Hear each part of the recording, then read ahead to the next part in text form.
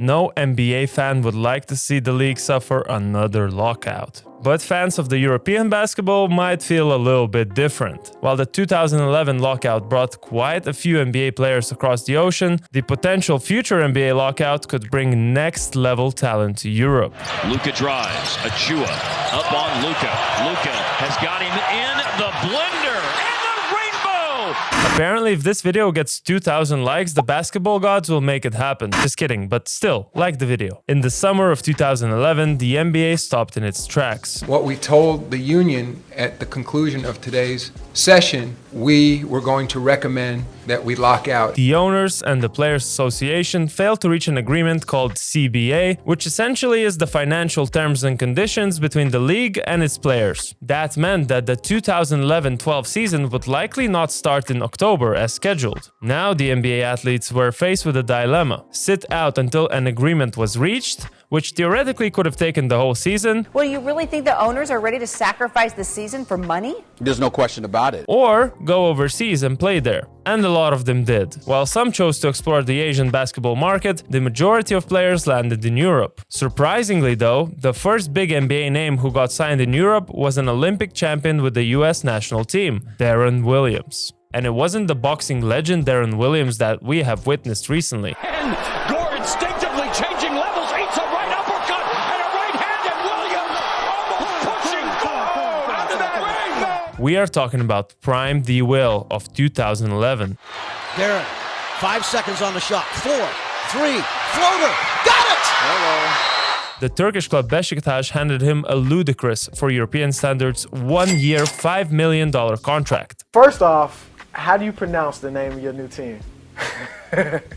Besiktas. That's it? I think That's so. pretty good. I think so. You've been working on that? No, not really. It's pretty clear Deron was motivated by the money rather than the competition, as the league his new team played in was only third in the continent. It wasn't long until Deron showcased what NBA talent can do in a third-tier European league, as he managed to drop 50 points in his first game. 5 saniye, 4 saniye, 3 saniye, 2 saniye kala atış.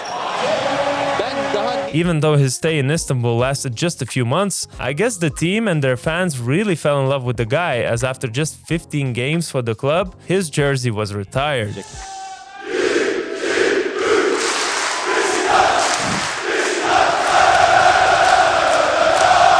Böylece formasıyla birlikte son kez taraftarlarıyla buraya veda ediyor. Unfortunately, all the other NBA superstars missed out on quickly retiring their jerseys somewhere else in Europe. But there were still quite a few NBA players who decided to try their luck. Most of them were Europeans who took this as a chance to fulfill their dream of playing for their hometown team. Grove Street, home.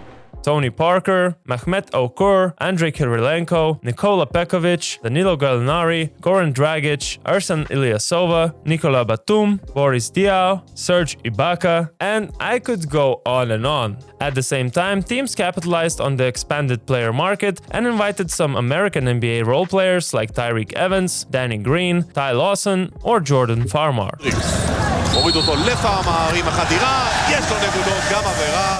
This made both the EuroLeague and the domestic leagues that much more competitive, with fans buzzing to see the NBA athletes in the flesh. Believe me, when I heard that Ty Lawson and Sonny Weems are coming to play in my country, the hype was unreal. Slaughter splitting, oh, stuffed down! Big time dunk from Sonny Weems. Sure, some of these players, especially the ones who had bigger roles back in the NBA, stayed only for a few months, but those few months surely stuck in many European fans' hearts.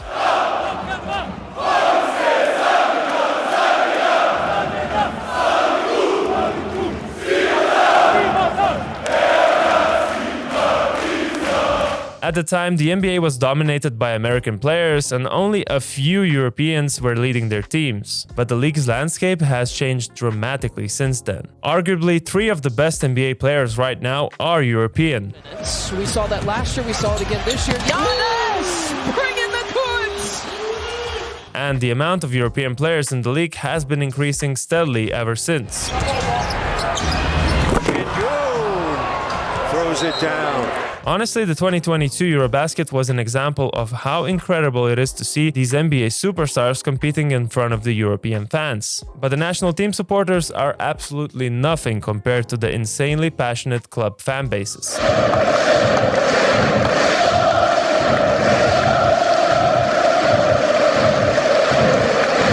The atmosphere, the importance of each game, and the top European coaches using the best local talent they could have. Who wouldn't want to see that? And as much as this sounds as a daydream us European fans might have, is it at all possible?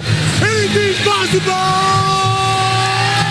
The current CBA is set to expire after the 2023-24 season, but there's an if. If either the players or the owners decide to exercise its opt-out clause, the CBA will instead expire in the summer of 2023, meaning the agreement would need to be reached before the 23-24 NBA season instead of after it.